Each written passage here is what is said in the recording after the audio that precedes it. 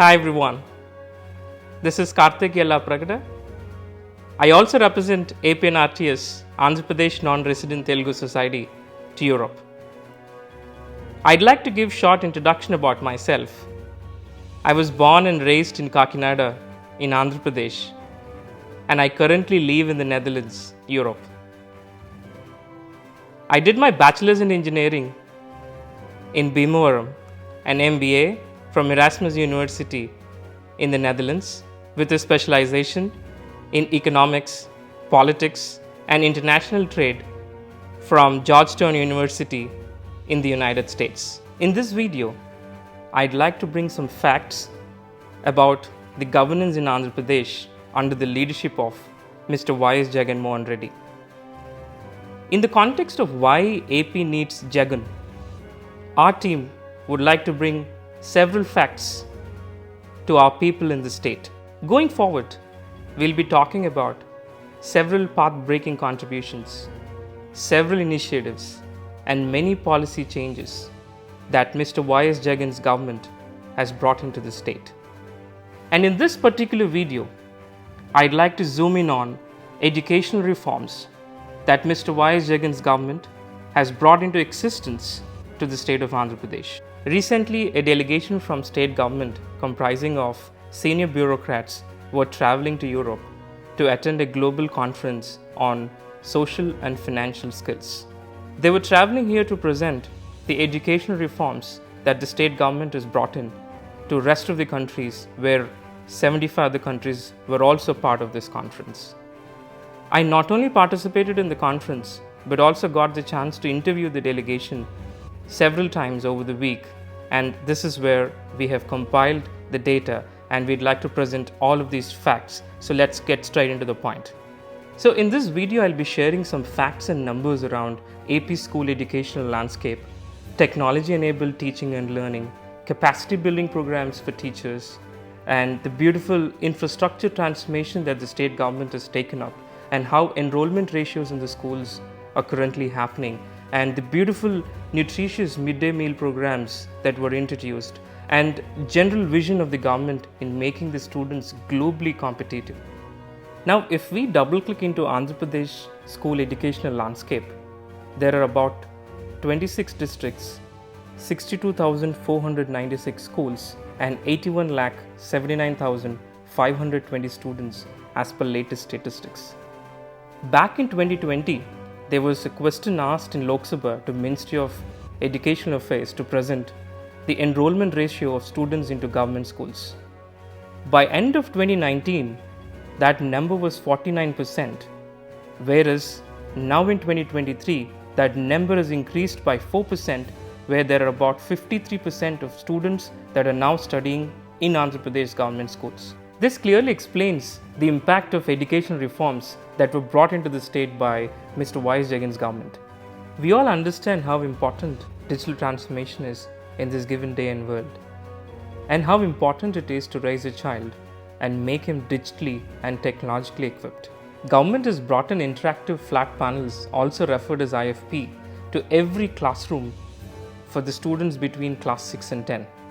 Just imagine how it would change the magnitude of learning and the dimension of learning if we have an interactive flat panels in every classroom, where a teacher could browse any informative videos and make the learning more enjoyable and also more relatable. Government has also installed smart TVs for every foundational school which is below 6th standard. So far, government has installed 30,213 IFPs and 10,038 smart TVs in 15,715 schools in Andhra Pradesh as part of phase 1 of Nadu Nedu program. On top of this, government is also planning to install 31,884 IFPs and 20,800 smart TVs by December 2023. Recently, I visited one of the schools in Europe, and this is how their classroom is looking like. Now, if we compare this classroom with the classroom that is there in Andhra Pradesh, we can compare how digital revolution has been brought in comparable to a global standard. The digital revolution didn't stop there. On top of IFPs and smart TVs, government has also given 5,18,740 tabs to 8th standard students. By looking at all of this, Byju's has come forward as part of their CSR to load all of these tabs with their Byju's premium content. And this is done completely for free. The devices are also equipped with mobile device management, where all of the activity that is done in these tabs is actively monitored by the government. The e-content provided by Byju's is made available in every IFPs and smart TVs that are available in schools via an Android box. On top of this, government has also created applications like AP Pathshala and Diksha AP, where this e-content is available through various channels. As we spoke about digital transformation that was brought into the government schools, now talking about internet connectivity to schools, about 45,000 schools have got Wi-Fi routers with 4G and 5G SIM cards enabled. About 3,100 schools have got broadband connection through BSNL, and 4,000 schools have got internet connectivity through Andhra Pradesh Straight FiberNet Limited. And about 1,545 schools have got internet through local service providers. And each and every classroom is connected via a LAN network. Teachers are the most important stakeholders in this whole journey. They play a very crucial role in raising a child. But at the same time, there is room for improvement for every teacher to upgrade their skill sets. In this context, government has brought in this teacher capacity building program, where they have tied up with Andhra Pradesh State Council of Higher Education APSHE in bringing technology-enabled teaching by engineering college faculty. They've also tied up with Indian Institute of Technology Tirupati and Indian Institute of Science, Education and Research IISER Tirupati in training in mathematics, physics, biology, chemistry and English by the professors of the institute. Mr. Y.S. Jagan's government has also taken up a massive school infrastructure transformation program named after Nadu Nedu. And it aims to transform all the government schools in 3 years in 3 phases. And in phase 1, 15,715 schools got transformed with a budget of 3,669 crores. And in phase 2, works are ongoing in 22,344 schools with a budget of 8,000 crore rupees. Now, if we focus on the main components of this Nadu Nedu program, it covers toilets with running water, electrification with fans and tube lights in the classrooms, major and minor repairs in the schools, drinking water supply, painting the entire campus, refurbishing the furniture, English labs, kitchen sheds, and construction of compound walls and additional classrooms, and also the green chalkboards, and also the interactive flat panels and smart TVs that we spoke earlier in this video.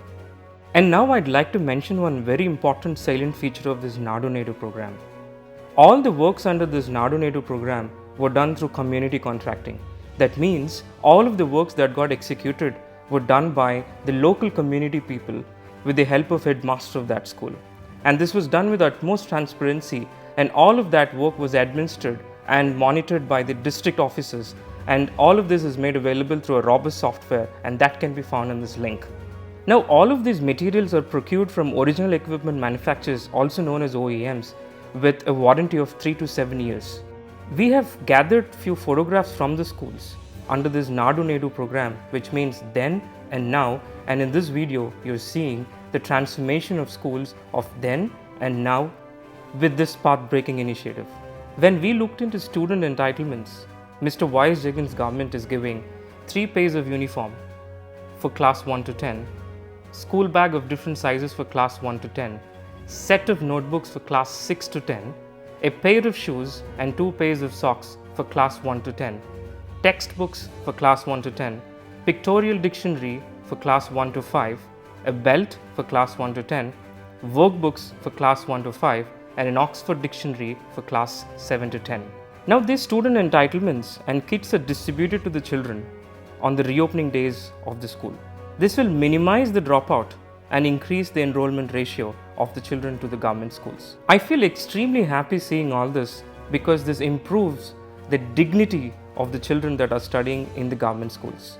Mr. Y.S. Jagan's government is also providing nutritious meal to every children that is studying in the government schools. It was quite amazing to see Chief Minister himself has crafted the menu for the children.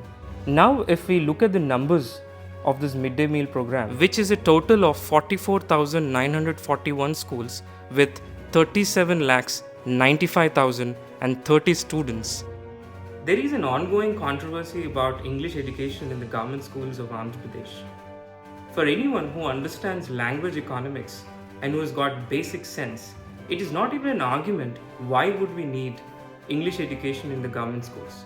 Today, English is the global language which shapes up every child as globally competent student. Government has even transformed how textbooks are looking today in the government schools.